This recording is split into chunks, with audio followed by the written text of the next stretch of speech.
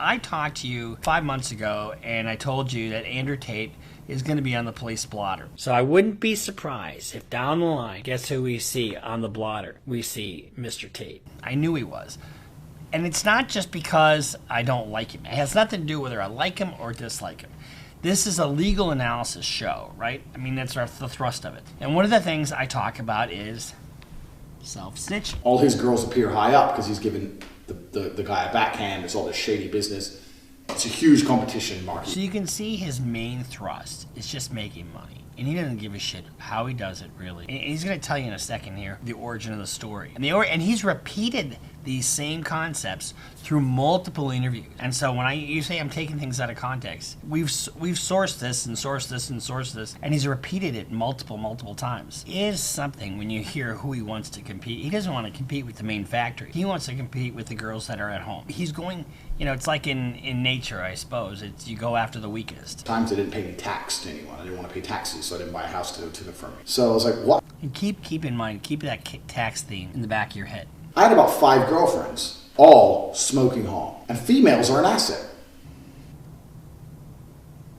So when I realized I had all these assets, I had to find a way to monetize the assets. Now remember, the assets, are something you own. He's got 5 women that he believes are his assets. Now he's going to make money off them. I knew some street pimps. I've known them for a long time. Straight street pimping is a completely... In fact, no, it's not a completely different game. The psychological aspect is the same. So, now I'm not taking things out of context. He's saying the psychological aspect of what he's going to be doing is the exact same psychological aspect of street pimping, and that is control. Long story short, blah, blah, blah, blah, blah, discovered webcam, flew all 5 girls in at once, sat them all down, so I've been going out with all of you. Here's the truth. Starting a business, you want to make money or not. 2 decided to stay, 3 started crying, got back on the plane, because they're all different places in the world. I had them from when I was fighting, so I went and fought in Slovakia, got a girlfriend. Went and fought in France, got a girlfriend. Went and fought, so I had all the girls around the world. I told them all to fly in, sat them all down together. Like, who the fuck are all these other girls? I was like, okay, truth time. Bang. All these other girls probably think they're exclusive before they come to him, right? And now all of a sudden he lays the truth down on them. What is that's deception from the very beginning. His words, not mine. Your goal is to inspire a girl to make money and give you the money. Your goal is to rip her off. That's really what he's telling you. Those are his words. I'm not taking anything out of context. We're not chopping this up. This is his little seminar that he was pitching to all these guys out there who think he's got something to offer. Her respecting you, looking up to you, and her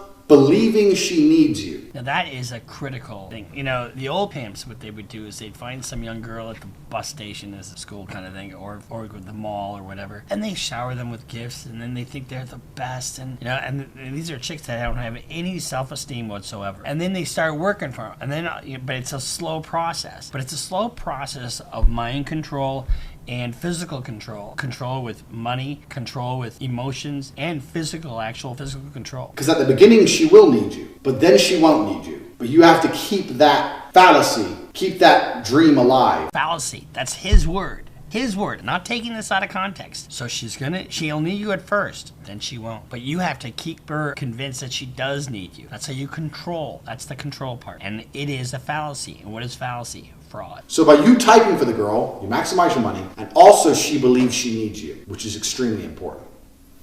Later on down the line, I got to the point where I'd hired typers. So I didn't have to type.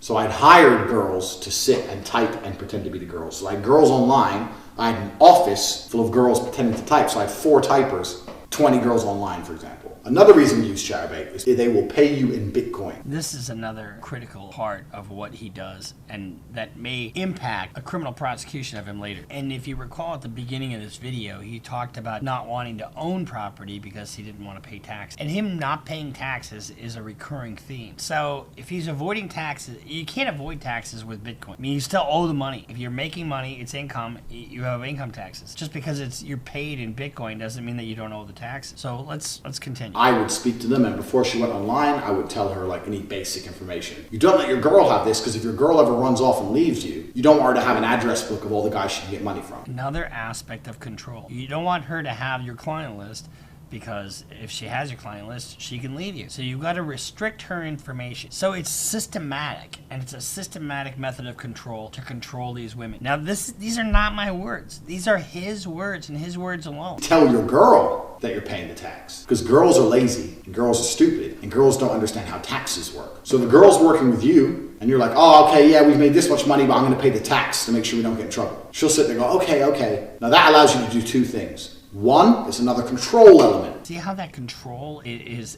a recurring theme over and over and over again? If I work with him, my tax is not a problem. If I do it alone, I have to deal with taxes. Taxes are complicated. It's a control element. And he doesn't have respect for these women at all because he thinks they're stupid. I used to do this all the time. I used to print out some random tax forms and say, yeah, sign here and sign this. What is it? It's for the tax. You want to pay the tax or not? Okay. And they just sign away. I don't know what they're fucking signing. I'll throw them away afterwards. But they think something's happening. Something real's happening. Nothing's happening besides me getting rich, bitch. Nothing's happening except for me getting rich, bitch. That's what he just said. So he's taking another 20% of what would have been their earnings, saying he's paying taxes, but he's not paying taxes. His words. Having them even sign a dummy tax form that is just to try to convince her even more that he's paying some taxes, which is just ridiculous. And so what is the middle word? Fraud. That's fraud. Force, fraud, or coercion. I've had dudes, I've known loads of guys who've like tried to do a contract with a girl, tried to sit there and talk common sense to a girl. When's the last time talking common sense to a girl has ever worked? Ever. If you're not fucking the girl, she is fucking someone else. And that other person she's fucking is going to have the control over her mind. Again, control. Control her through money, control her through information, control her through manipulation, control her through sex. So effectively what a webcam company is mining Bitcoin. But instead of mining Bitcoin the traditional way with huge electricity expenses and massively expensive equipment and space and cooling and all that bullshit, you mine Bitcoin with some pussy and titties. You mine Bitcoin with pussy and titty. That's what he just said. Did I take that out of context? I don't think I did. My whole point in bringing this up is not to bash Andrew Tate, although I'm not a fan, and I don't care to even pretend that I'm a fan. It's an interesting case. It's an interesting case because it has international intrigue, but you also have, from his own words, the control aspect. How important it is to control these women. I think the government, with just this one video alone, has an excellent foundation for the sex trafficking charge. But more than that, they also have probably a tax beef that they could levy against him once they start diving into his books. Romanian court, so there's some, oh no, not a court in Romania. Dude, they're corruption free, as we all know. They put me in jail, I'm gonna walk in there with a pile of money like this. I'm gonna walk in there with a pile of money like this. Did he walk in there with a pile of money? Boom, boom, this some hoes, this sells mine. I'm ready, put me in jail. I don't give a fuck. You take their court case, shove it up your pocket. He's now in a jail in Romania. He is now going to be subject to the courts in Romania. He just, on this video, I'm sure the prosecutors have this because I have it. If I have it, they have it. Flouting, taunting, showing complete and utter disregard for the Romanian court system, which he's now going to be facing. Now, if you recall, the statement from his own lawyer said, Mr. Tate has nothing but the utmost respect for the court system. Well, that's not what it says here. What I'm trying to get at here, granted, women may come here by their own will or come to Romania and work for him, but there are statements from women saying they wanted to leave, they were controlled. He controlled their passports. He controlled every part of their movement because if they can come and go as they please, he doesn't have a continuous source of revenue.